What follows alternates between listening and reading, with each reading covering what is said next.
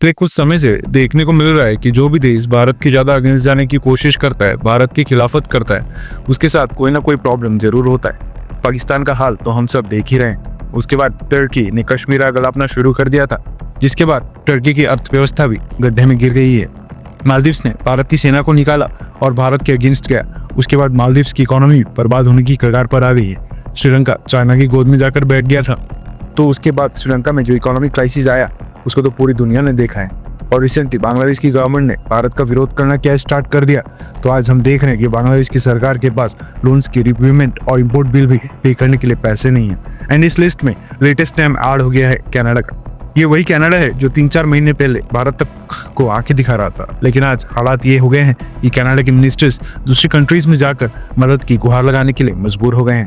अगर हम 3-4 महीने पहले जाएं, जब अमेरिका में जो बाइडेन प्रेसिडेंट हुआ करते थे, उस समय हालात ये थे कि कनाडा हर दूसरे-तीसरे दिन भारत के ऊपर आरोप लगाता था कि भारत ने कनाडा की धरती पर हरदीप सिंह निज्जर की हत्या करवाई है और भारत के एजेंट्स कनाडा की धरती पर एक्टिव हैं। केस भी कोर्ट में है, इन्वेस्टिगेशन कंप्लीट नहीं हुई है।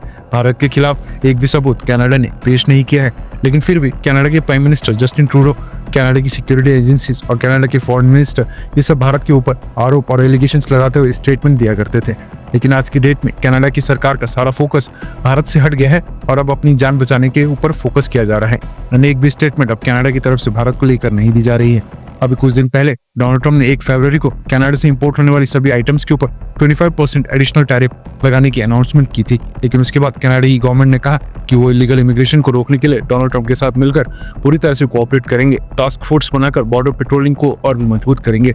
कनाडा से एश्योरेंस मिलने के बाद डोनाल्ड ट्रंप ने 4 फरवरी को हमने 25% एडिशनल टैरिफ वाले ऑर्डर को 30 दिन के लिए डिले कर दिया और कहा कि हम फरवरी के महीने में देखेंगे कि कनाडा की सरकार ने जो वादे किए हैं क्या वो उनको पूरा करती है। एंड अगर कनाडा की सरकार ने अपने प्रोमिसेस को पूरा नहीं किया तो फिर मार्च महीने से ही कनाडा के सभी प्रोडक्ट्स के ऊपर 25% की एडिशनल ड्यूटी लगा दी जाएगी। ऊपर से डोनाल्ड ट्रंप ने पिछले कल अमेरिका में इंपोर्ट होने वाली सभी स्टील और एल्यूमिनियम के आइटम्स के ऊपर 25% की एडिशनल ड्यूटी लगा दी है। अमेरिका में अब सबसे ज्यादा स्टील और सबसे ज्यादा एल्यूमिनियम आता है कनाडा से। कनाडा इन दोनों आइटम्स का सबसे बड़ा सप्लायर था, इसलिए इस 25% एडिशनल टैरिफ से कनाडा को कई बिलियन डॉलर्स का नुकसान होने वाला है। इसलिए कनाडा के विदेश मंत्री ने अब यूरोप और दुनिया की बाकी देशों से मदद मांगना स्टार्ट कर दिया है। आपके स्क्रीन के ऊपर एक आर्टिकल का स्क्रीनशॉट। दरअसल डोनाल्ड ट्रंप के टैरिफ अनाउंस करने के बाद कनाडा की विदेश मंत्री मेलानी जोली सीधा यूरोपियन कंट्रीज के पास चली गई हैं। कनाडा की विदेश मंत्री इस समय यूरोपियन यूनियन के 3 सबसे पावरफुल कंट्रीज फ्रांस, जर्मनी और बेल्जियम के विजिट के ऊपर हैं। यूरोप में जाकर कनाडा के विदेश मंत्री मेलानी जोली जर्मनी में म्यूनिच सिक्योरिटी कॉन्फ्रेंस को अटेंड कर रही थी। वहां पर मेलानी जोली ने कहा कि डोनाल्ड ट्रंप जो कनाडा के ऊपर 25% टैरिफ लगा रहे हैं वो कनाडा के लिए एक एग्जिस्टेंशियल थ्रेट है। ये कनाडा के अस्तित्व के ऊपर ही खतरा है। इससे कनाडा के अंदर लाखों जॉब्स का नुकसान होगा, लोग बेरोजगार हो जाएंगे। कनाडा के ऊपर टैरिफ्स लगाने के बाद डोनाल्ड ट्रंप का अगला टारगेट यूरोप के देश होंगे और ये एडिशनल टैरिफ लगाने की पॉलिसी का अगला टारगेट वो भी बनेंगे। जोली ने कहा कि डोनाल्ड ट्रंप की इन पॉलिसीज के खिलाफ आवाज उठाने के लिए कनाडा को यूरोप की कंट्रीज के साथ चाहिए।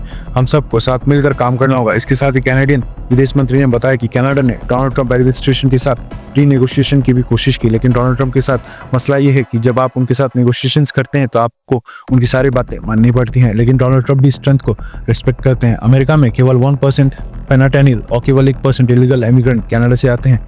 हमने डोनाल्ड ट्रंप को बताया कि हम किस तरह से एक योजना बनाकर उसको भी रोकने की पूरी कोशिश करेंगे, लेकिन अल्टीमेटली डोनाल्ड ट्रंप ने फैसला तब बदला जब हमने डोनाल्ड ट्रंप से कहा कि हम भी अमेरिका के ऊपर $155 बिलियन वर्थ के टैरिफ अगले दिन से अमेरिका के ऊपर लगना शुरू हो जाएगा, जिसके बाद अमेरिका की मार्केट नीचे गिरेगी।